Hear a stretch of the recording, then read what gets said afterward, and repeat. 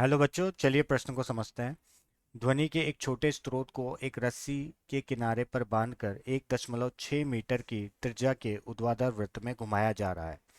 जब स्रोत अपने उच्चतम बिंदु पर हो तब रस्सी में तनाव लगभग शून्य हो जाता है। स्रोत 500 हर्ट्ज की आवृत्ति की ध्वनि उत्पन्न करता है। उसी ऊर्ध्वाधर तल में वृत्त के पास ही ए तथा बी बिंदु दो बिंदु हैं। बिंदु ए तथा वृत्त का सबसे नीचे का बिंदु एक क्षैतिज पर में है तथा बिंदु बी तथा वृत्त का सबसे दायां बिंदु एक ऊर्ध्वाधर दिशा में है। इन दोनों बिंदुओं पर ध्वनि संसूचक लगे हैं।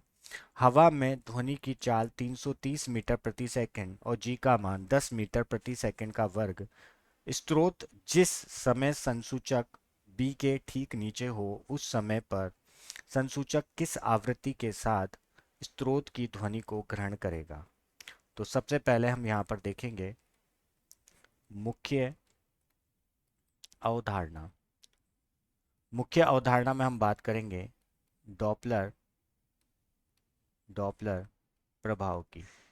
तो बच्चों, डॉपलर प्रभाव स्रोत एवं श्रोता के मध्य सापेक्ष गति को बताता है। तो अगर सापेक्ष गति हो रही है तो आभासी आवृत्ति और वास्तविक आवृत्ति में संबंध देता है डॉपलर प्रभाव। और वो क्या कहता है, आभासी आवृत्ति बटे वास्तविक आवृत्ति किसके बराबर होती है? वो बराबर होती है ध्वनि का वेग। ध्वनि का वेग श्रोता के सापेक्ष बटे ध्वनि का वेग स्रोत के सापेक्ष। स्रोत के सापेक्ष। तो चलिए इसी अवधारणाओं को उपयोग में लेकर चलिए प्रश्न को हल करते हैं। हल। तो बच्चों, हमें क्या दिया हुआ है? हमें दिया हुआ है, हमें दिया क्या क्या है? हमें एक तो दी है वास्तविक आवृत्ति। वास्तविक आवृत्ति। और वो कितनी दे रखी है हमें? वो हमें दे रखी है 500 हर्ट्ज। ठीक है। और हमें दे रखा है ध्वनि का वेग। ध्वनि का वेग, हवा में ध्वनि का वेग जो दे रखा है हमें 330 मीटर प्रति सेकंड। और गुरुत्वीय त्वरण हमें दे रखा है 10 मीटर प्रति सेकंड का वर्ग। और हमें जिस त्रिज्या पर घूम रहा है हमारा स्रोत वो दे रखी है 1.6। तो देखिए बच्चों, हमें दिया क्या है कि हमारा जो स्रोत है वो किसी वृत्तीय पथ पर गतिशील है। ठीक है। जैसे मान लेते हैं कि ये वृत्तीय पथ है, इस वृत्तीय पथ पर वो गतिशील है। ठीक है। अब एक तो हमारा यहाँ पर श्रोता ए रखा हुआ है, ये श्रोता है। और ये एक दूसरा श्रोता यहाँ पर रखा हुआ है, ये बी श्रोता है। ये तो क्या है? श्रोता। और ये दोनों के दोनों श्रोता क्या है? विराम अवस्था में। और ये जो स्रोत है ये गतिशील है। ये स्रोत क्या है? गतिशील है। ये घूम रहा है, किस पर घूम रहा है? ये 1.6 मीटर की त्रिज्या के पथ पर क्या कर रहा है? घूम रहा है। ठीक है। अब ये घूम रहा है तो यहाँ पर अगर हम देखेंगे तो यहाँ पर इसकी चाल इस तरफ होगी और यहाँ पर देखेंगे तो इसकी चाल इस तरफ होगी। तो ये तो वी ए की तरफ होगी और ये किसकी तरफ होगी? बी की तरफ होगी। ठीक है। अब हमें यह बताना है कि बी के ठीक नीचे अगर ऊर्ध्वाधर स्थिति में रखा है तो यहाँ पर इसको कौन सी आवृत्ति सुनाई देगी श्रोता को। तो बच्चों, अगर हम यहाँ पर देखें तो ये तो हो गया उसका वृत्तीय पथ जिस पर वो स्रोत चल रहा है। ठीक है। और ये हो गया उसका केंद्र। तो मान लेते हैं कि श्रोता पहले यहाँ पर था। ठीक है। मान लेते हैं कि श्रोता यहाँ पर था, स्रोत सॉरी, स्रोत माफ कीजिएगा, स्रोत यहाँ पर था। और कुछ समय बाद स्रोत यहाँ पर आ जाता है एस डैश पर। तो ये एक थीटा कोण बन गया, मतलब ऐसे ये थीटा से आगे बढ़ रहा है। और कुछ समय बाद वो यहाँ पर आ जाएगा और यहाँ से अगर ऊर्ध्वाधर जाएगा तो यहाँ पर हमारा क्या रखा हुआ है? श्रोता रखा हुआ है बी। बी श्रोता रखा हुआ है। ठीक है।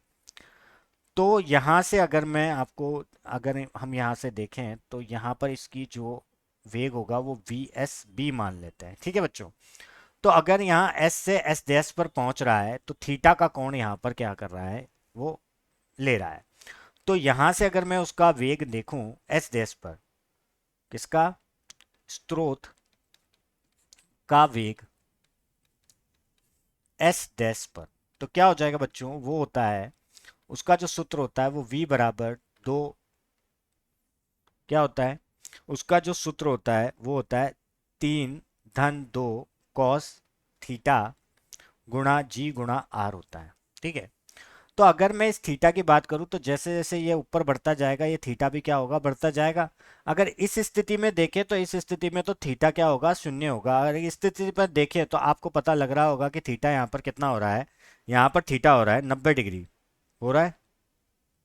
इस स्थिति में देखेंगे तो थीटा हमारा क्या हो जाएगा, 90 डिग्री, और हमें इसी बिंदु पर निकालना है, ठीक है, इसी बिंदु पर निकालना है। तो अगर इस बिंदु की बात करें तो हमारा जो थीटा है वो 90 डिग्री हो जाएगा, ठीक है। जी का मान भी दे रखा है, आर का मान भी दे रखा है, तो इन सब के मानों को लगाकर यहाँ पर अगर हम वेग निकालेंगे, कौन सा वेग निकलेंगे, वी एस किस पर, बी पर, तो क्या होगा, 3 - 2 cos 90 की क्या होता है, शून्य होता है, जी 10 और आर 1.6 हो जाएगा, ठीक है। तो यहाँ से जो वेग आएगा, देखिए ये तो शून्य हो गया, ठीक है, ये शून्य हो गया, ये 16 हो जाएगा, 16 × 3 48 हो जाएगा, ठीक है।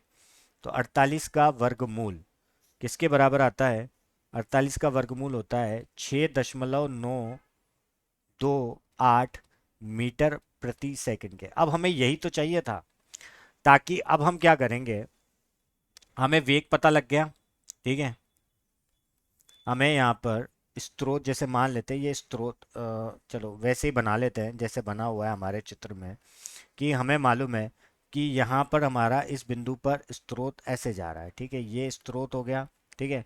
अब ये स्रोत का वेग हमने क्या निकाला, 6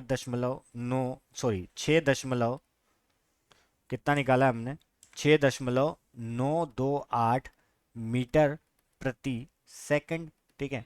और यहीं पर हमारा क्या है, श्रोता है, ठीक है, जो कि विराम अवस्था में 0 मीटर प्रति सेकंड।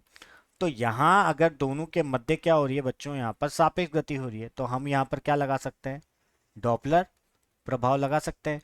तो डॉपलर प्रभाव क्या कहता है, आभासी आवृत्ति, आभासी आवृत्ति बटे वास्तविक आवृत्ति, वास्तविक आवृत्ति बराबर होती है, किसके बराबर होती है, वो बराबर होती है ध्वनि का वेग श्रोता के सापेक्ष, श्रोता के सापेक्ष, ठीक है, बटे ध्वनि का वेग स्रोत के सापेक्ष, स्रोत के सापेक्ष। तो यहां से अगर हम इस सूत्र में हमारी सारे मानों को रखें तो एन डैश बराबर क्या हो जाएगा, एन गुणा, अगर श्रोता की बात करें तो श्रोता तो यहाँ पर, अगर ध्वनि का वेग हम वी ले रहे हैं तो श्रोता तो यहाँ पर, जैसे श्रोता के वेग को वी ओ दे देते हैं और स्रोत के वेग को वी एस, तो वी ऋण वी ओ बटे, बटे में क्या हो जाएगा, v ऋण वी एस, ठीक है। तो इन सब के मानों को रख देते हैं, ठीक है, जैसे जो भी मान हमें दे रखे हैं उन सब के मानों को रख देते हैं यहाँ पर। जैसे ये तो दे रखा है हमें, कितना दे रखा है, 500, ये दे रखा है 330, ये शून्य, ये 330, और वी एस अभी अभी हमने निकाला 6.928, ठीक है। तो अब जब हम इसको हल करेंगे तो हमारा जो उत्तर बनेगा वो उत्तर होगा, बी पर जो निकलेगी वो निकलेगी 510.722 हर्ज, और यही हमारे प्रश्न का क्या होगा, उपयुक्त उत्तर होगा। मैं आशा करता हूँ कि आपको समझ आया होगा। धन्यवाद।